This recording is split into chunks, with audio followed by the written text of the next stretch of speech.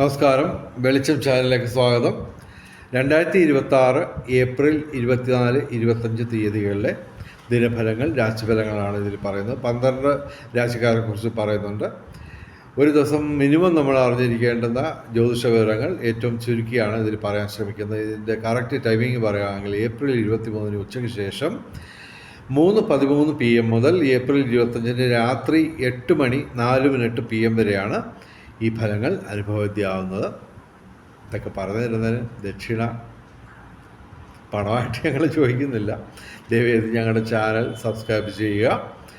അതുപോലെ തന്നെ നിങ്ങളുടെ ജ്യോതിഷപരമായ സംശയങ്ങൾക്ക് ഞാനുമായിട്ട് വാട്സാപ്പിൽ ബന്ധപ്പെടുകയാണെങ്കിൽ ഞാൻ പറഞ്ഞുതരാം. അപ്പോൾ എൻ്റെ വാട്സാപ്പ് നമ്പർ, ഫോൺ വിളിക്കരുത്, വാട്സാപ്പ് നമ്പർ 9847291363. ഓക്കെ. ആദ്യം നമുക്ക് മേടം രാശി നോക്കാം. അശ്വതി, ഭരണി, കാർത്തിക ആദ്യപാദം. മേടം രാശിക്ക് ഗുണദോഷ സമ്മിശ്രത്തിൽ തന്നെ അല്പം പ്രശ്നമുള്ള ദിവസങ്ങളാണ്. കാരണം സൂര്യൻ, ചൊവ്വ, ബുധൻ, ശനി ഇവ ഡയറക്റ്റായിട്ട് പ്രതികൂലമായിട്ട് നിൽക്കുന്നു. അനുകൂലമായിട്ട് ശുക്രൻ, സർപ്പം, ശിഖി ഇവ മാത്രമാണുള്ളത്. അപ്പോൾ ശാരീരിക മാനസിക അസ്വസ്ഥതകൾ തോന്നാം. തൊഴിൽപരമായിട്ട് പ്രശ്നങ്ങളുണ്ടാവാം. നിയമപരമായിട്ടുള്ള പ്രശ്നങ്ങൾ പുതുതായിട്ട് ഉടലെടുക്കാം. ഞായറാഴ്ച ശിവന്, ചൊവ്വാഴ്ച മുരുകന്, ബുധനാഴ്ച ശ്രീകൃഷ്ണന് വഴിപാട് നടത്തുക. ശനിയാഴ്ച ശിവന്, അയ്യപ്പന്, ശനിക്ക് വഴിപാട് നടത്തുക. ഇവർക്ക് അത്യാവശ്യം ധനവരവൊക്കെ ഉണ്ടാവും. എന്നാൽ തന്നെയും പൊതുവെ എല്ലാത്തിനും ഒരു തടസ്സവും കാര്യങ്ങളൊക്കെ ആയിരിക്കും.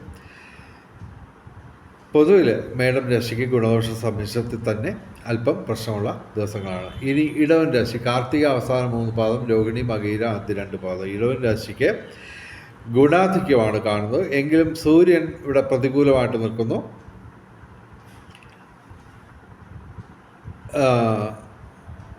ഞായറാഴ്ച ശിവക്ഷേത്രത്തിൽ ദർശനം നടത്തുക, വഴിപാടുകൾ നടത്തുക. ഇവർക്ക് പുതിയ ബന്ധങ്ങൾ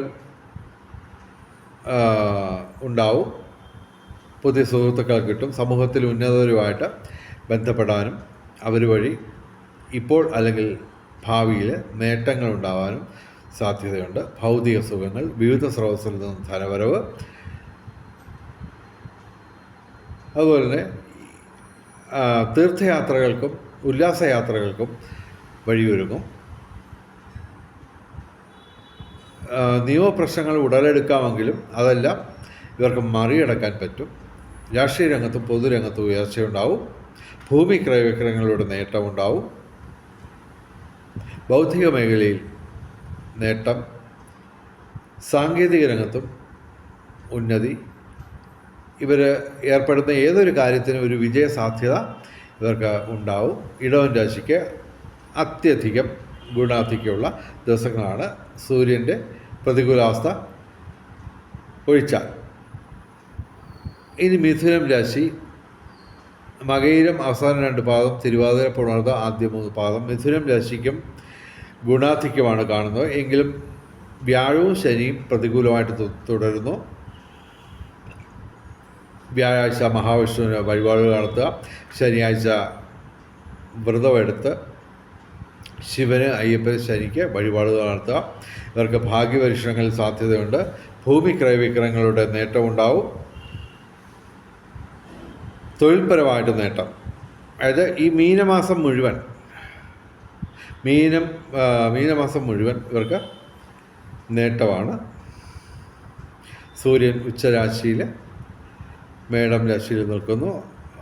തൊഴിൽപരമായിട്ടുള്ള നേട്ടം, പിതൃഗുണം, സന്താന നേട്ടം, പിതൃസ്വത്ത് ലഭിക്കാം. രാഷ്ട്രീയ രംഗത്തും പൊതുരംഗത്തും ഉയർച്ചയുണ്ടാവും.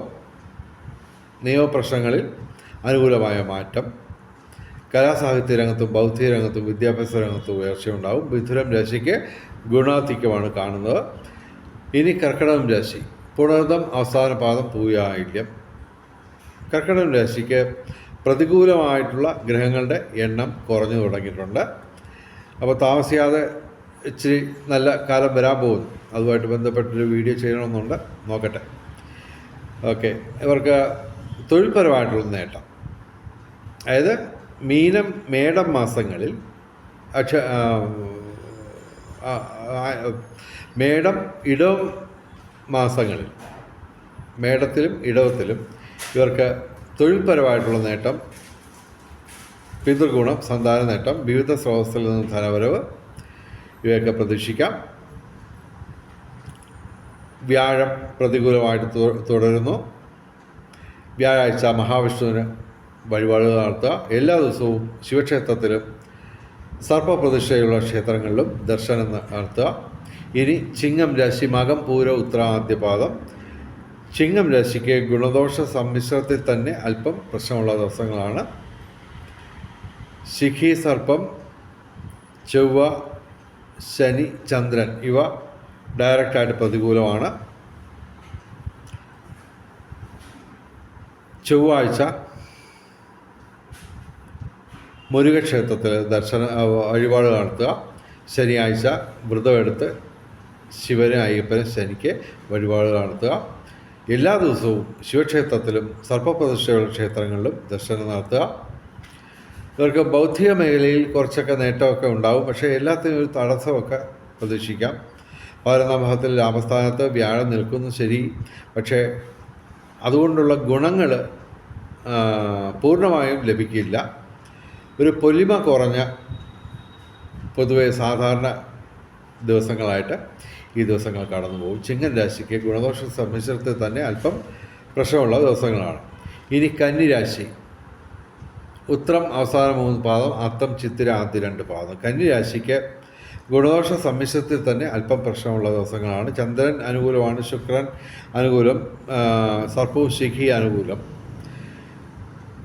എങ്കിലും ചൊവ്വ, ബുധൻ, ശനി, സൂര്യൻ ഇവ പ്രതികൂലമാണ്. തൊഴിൽപരമായിട്ടുള്ള പ്രശ്നങ്ങളുണ്ടാവാം. അപകടങ്ങൾ കരുതിയിരിക്കുക. ഞായറാഴ്ച ശിവന്, ചൊവ്വാഴ്ച മുരുകന്, ബുധനാഴ്ച ശ്രീകൃഷ്ണന് വഴിപാടുകൾ നടത്തുക. ശനിയാഴ്ച വ്രതമെടുത്ത് ശിവന്, അയ്യപ്പന്, ശനിക്ക് വഴിപാടുകൾ നടത്തുക. ഇവർക്ക് കാര്യമായ നേട്ടം ഒന്നുമില്ല, എന്നാലും ഉള്ളതിനൊക്കെ ഒരു തടസ്സമൊക്കെ വരും. അത് കൂടാതെ 7-ാം ഭാവത്തിലാണ് ഇവർക്ക് ശനിയും ചൊവ്വയും കൂടെ യോഗം ചെയ്യുന്നത്. അപ്പോൾ അത് ദാമ്പത്യ ജീവിതത്തിൽ പ്രശ്നങ്ങൾ ഉണ്ടാക്കാം. അതുപോലെ തന്നെ ഓപ്പോസിറ്റ് സെക്സുമായിട്ട് പ്രശ്നങ്ങൾ ഉണ്ടാവാം. അതൊക്കെ ബുദ്ധിപൂർവ്വം, കൗശലപൂർവ്വം, വിവേകപൂർവ്വം പരിഹരിക്കുക. കന്നി രാശിക്ക് ഗുണദോഷ സമ്മിശ്രത്തിൽ തന്നെ അല്പം പ്രശ്നമുള്ള ദിവസമാണ്. ഇനി തുലാം രാശി. അത്യധികം ഗുണാധിക്യമാണ് തുലാം രാശിക്ക് ഉള്ളത്. ഇവർക്ക് സൂര്യൻ മാത്രമാണ് പ്രതികൂലമായിട്ട് നിൽക്കുന്നത് 7-ാം ഭാവത്തിൽ. അപ്പോൾ ജീവിത പങ്കാളിയായിട്ട് പ്രശ്നമുണ്ടാവാം. അതുപോലെ ഓപ്പോസിറ്റ് സെക്സ് ആയിട്ട് ബന്ധപ്പെട്ട് എന്തെങ്കിലും പ്രശ്നമുണ്ടാവാം. വിവേകപൂർവ്വം അവയൊക്കെ പരിഹരിക്കുക. ശിവക്ഷേത്രത്തിൽ ദർശനം നടത്തുക എല്ലാ ദിവസവും പറ്റുമെങ്കിൽ. ഇവർക്ക് ഭാഗ്യപരീക്ഷണങ്ങൾ സാധ്യതയുണ്ട്. കലാസാഹിത്യ രംഗത്തും ബൗദ്ധിക രംഗത്തും വിദ്യാഭ്യാസ രംഗത്തും ഉയർച്ചയുണ്ടാവും. വിവിധ സ്രോതസ്സിൽ നിന്ന് ധനവരവ്, ബന്ധങ്ങൾ ഊഷ്മളമാവും. തീർത്ഥയാത്രകൾക്കും അതുപോലെ തന്നെ ഉല്ലാസയാത്രകൾക്കും സാഹചര്യം ഒരുങ്ങും. യാത്രകൾ വഴി നേട്ടമുണ്ടാവും. വാഹന ലാഭം, ഭൂമി ക്രയവിക്രയങ്ങളുള്ള നേട്ടം, അതുപോലെ തന്നെ രാഷ്ട്രീയ രംഗത്തും പൊതുരംഗത്തും ഉയർച്ചയുണ്ടാവും. പിന്നെ ഇവർ ഏർപ്പെടുന്ന ഏതൊരു കാര്യത്തിനും ഒരു വിജയസാധ്യത, സർവകാര്യ വിജയം ഇവർക്ക് അനുഭവപ്പെടും. ഭൗതിക സുഖങ്ങൾ, അതുപോലെ തന്നെ ഗൃഹലാഭം, ആഹാരസൗഖ്യം, വസ്ത്രലാഭം, ആഭരണ ലാഭം ഇവയൊക്കെ, അതുപോലെ തന്നെ സർവവിധ സൗഭാഗ്യം. അപ്പോൾ ഇത് ജൂൺ 2-ന് വ്യാഴം മാറുന്നതോടെ ഈ ഭാഗ്യങ്ങളെല്ലാം മാറി മറിയും. ഏകദേശം 1.25 വർഷം കൂടി ശനി അനുകൂലമായിട്ടൊക്കെ നിൽക്കും. അപ്പോൾ അതൊക്കെ മുന്നിൽ കണ്ട് പ്രധാനപ്പെട്ട കാര്യങ്ങളൊക്കെ ചെയ്ത് തീർക്കാൻ ശ്രമിക്കുക.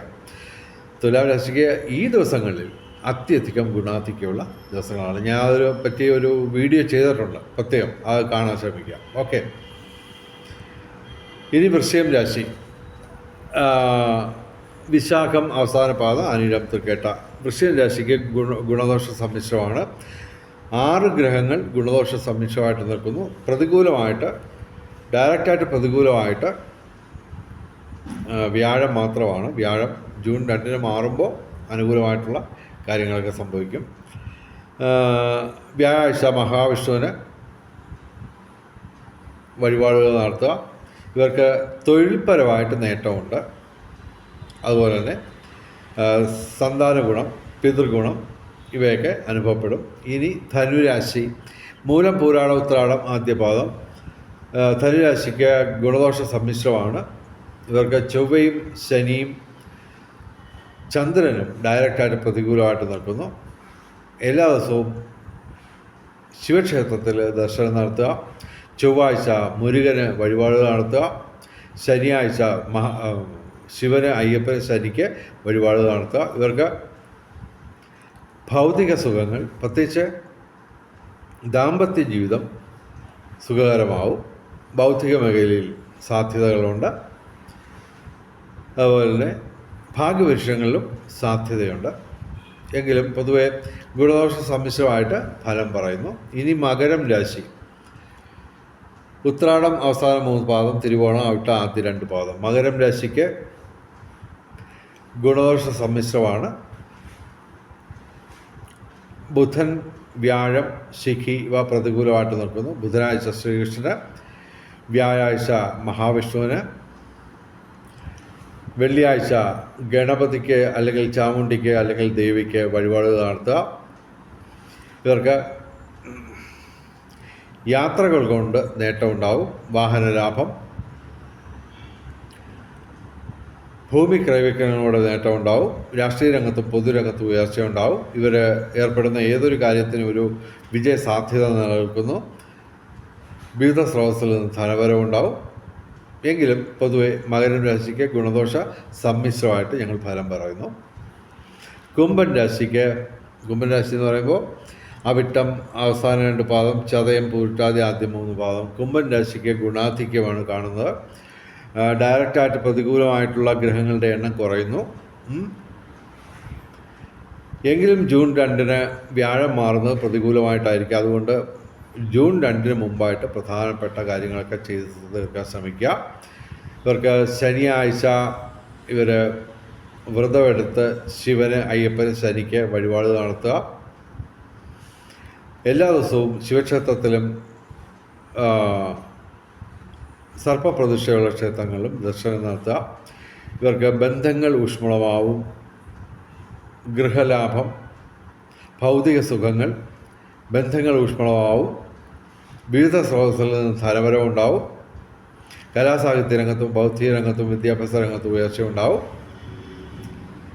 സൂര്യൻ അനുകൂലമായിട്ട് നിൽക്കുന്നു. അപ്പോൾ തൊഴിൽ ലാഭം, പിതൃഗുണം, സന്താന നേട്ടം ഇവയൊക്കെ അനുഭവപ്പെടും. പൊതുവെ കുംഭൻ രാശിക്ക് ഗുണാധിക്യമാണ് കാണുന്നത്. ഇനി മീനം രാശി. പൂരിട്ടാതി അവസാന പാദം, ഉത്രട്ടാതി രേവതി. മീനം രാശിക്ക് ഗുണദോഷ സമ്മിശ്രത്തിൽ തന്നെ അല്പം പ്രശ്നമുള്ള ദിവസങ്ങളാണ്. എങ്കിലും ബുധൻ ഏപ്രിൽ 30 മറ്റോ മാറുന്നുണ്ട്, അനുകൂലമാണ്. അതുപോലെ തന്നെ മെയ് 11 ചൊവ്വ മാറുന്നു. അത് പ്രതികൂലാവസ്ഥയിൽ നിന്ന് മാറും. ഗുണദോഷ സമ്മിശ്രമായിട്ട് കാര്യം മാറും. അതുപോലെ തന്നെ ജൂൺ 2 വ്യാഴം അനുകൂലമായിട്ട് മാറും. ഒരു വർഷം നല്ലതാണ്. അതൊക്കെ ഇനി വരാനുള്ള കാര്യങ്ങളാണ്. മിക്കവാറും മീനം രാശിയെക്കുറിച്ചൊരു വീഡിയോ ചെയ്യുന്നുണ്ട് പ്രത്യേകം. ചൊവ്വാഴ്ച മുരുകന്, ബുധനാഴ്ച ശ്രീകൃഷ്ണന് വഴിപാടുകൾ നടത്തുക. എല്ലാ ദിവസവും ശിവക്ഷേത്രത്തിലും സർപ്പപ്രതിഷ്ഠയുള്ള ക്ഷേത്രങ്ങളിലും ദർശനം നടത്തുക. ശനിയാഴ്ച വ്രതമെടുത്ത് ശിവന്, അയ്യപ്പന്, ശനിക്ക് വഴിപാടുകൾ നടത്തുക. ഇവർക്ക് കാര്യമായ നേട്ടങ്ങളൊന്നും ഇല്ലാത്ത ദിവസമാണ്. ഗുണദോഷ സമ്മിശ്രത്തിൽ തന്നെ അല്പം പ്രശ്നമുള്ള ദിവസങ്ങളാണ്. എങ്കിലും ഇവർക്ക് അല്പം നല്ല കാലം വരുന്നുണ്ട്. അതിനെപ്പറ്റി ഒരു വീഡിയോ ചെയ്യാൻ ഐഡിയ ഉണ്ട്. ഓക്കെ, ഇനി നമുക്ക് ഭാഗ്യ നിറങ്ങൾ നോക്കാം. 24-ാം തീയതി വെള്ളിയാഴ്ച ചുവപ്പ്, ശനിയാഴ്ച 25-ാം തീയതി കറുപ്പ് അല്ലെങ്കിൽ നീല അല്ലെങ്കിൽ ഇവയുടെ ഇളം നിറങ്ങൾ അല്ലെങ്കിൽ ഈ നിറങ്ങൾ ഡിസൈനായിട്ട് വരുന്ന വസ്ത്രങ്ങൾ ധരിച്ചാൽ ഭാഗ്യവർദ്ധന ഉണ്ടാകുന്നതാണ്. ഇനി ബ്രഹ്മമുഹൂർത്തം നോക്കാം. 24-ാം തീയതി രാവിലെ 4:38 AM മുതൽ 5:26 AM വരെയാണ് 24-ാം തീയതി ബ്രഹ്മമുഹൂർത്തം. 25-ാം തീയതി 4:37 AM മുതൽ 5:25 AM വരെയാണ് 25-ാം തീയതി ബ്രഹ്മമുഹൂർത്തം. അഭിജിത്ത് മുഹൂർത്തം 24-25 തീയതികളിൽ ഉച്ചയ്ക്ക് 12 മണി മുതൽ 12:49 PM വരെയാണ് 24-25 തീയതികളിൽ അഭിജിത്ത് മുഹൂർത്തം. അഭിജിത്ത് മുഹൂർത്തത്തിലും ബ്രഹ്മമുഹൂർത്തത്തിലും പ്രധാനപ്പെട്ട കാര്യങ്ങൾ ചെയ്യാൻ ശ്രമിക്കുക. ബ്രഹ്മമുഹൂർത്തത്തിൽ പ്രാർത്ഥനകൾക്കും ക്ഷേത്ര ദർശനങ്ങൾക്കും അവസരം കണ്ടെത്തുക. ഇനി രാഹുകാലം നോക്കാം. 24-ാം തീയതി രാവിലെ 10:52 AM മുതൽ 12:25 PM വരെയാണ് രാഹുകാലം 24-ാം തീയതി. 25-ാം തീയതി രാവിലെ 9:19 AM മുതൽ രാവിലെ 10:52 AM വരെയാണ് 25-ാം തീയതി രാഹുകാലം. രാഹുകാലത്ത് യാത്രകൾ ഒഴിവാക്കുക, പ്രധാനപ്പെട്ട കാര്യങ്ങളിൽ നിന്ന് വിട്ടുനിൽക്കുക. ഇനി ഭാഗ്യ നമ്പറുകൾ നോക്കാം. 24/4/2026 2 ഏറ്റവും വലിയ ഭാഗ്യസംഖ്യ. 6, 4, 9, 0, 8 ഇവയും ഭാഗ്യസംഖ്യകളാണ്. 25/4/2026 3 ഏറ്റവും വലിയ ഭാഗ്യസംഖ്യ. 7, 5, 2, 9, 4 ഇവയും ഭാഗ്യസംഖ്യകളാണ്. വെളിച്ചം ചാനലിൻ്റെ മുഴുവൻ പ്രേക്ഷകർക്കും സർവകാര്യ വിജയം, സർവവിധ സൗഭാഗ്യം, രാജകീയ സുഖഭോഗങ്ങൾ, അപ്രതീക്ഷിത ധനലാഭങ്ങൾ, അപ്രതീക്ഷിത സൗഭാഗ്യങ്ങൾ ഇവ ഗുരുവായൂരപ്പൻ അനുഗ്രഹിച്ച് തന്ന് എല്ലാവരുടെയും ജീവിതത്തിൽ വെളിച്ചവും ഐശ്വര്യവും സമ്പൽ സമൃദ്ധിയും വന്നു ചേരട്ടെ എന്ന് പ്രാർത്ഥിച്ചുകൊണ്ട് വീഡിയോ അവസാനിപ്പിക്കുന്നു. നമസ്കാരം, ശുഭദിനം.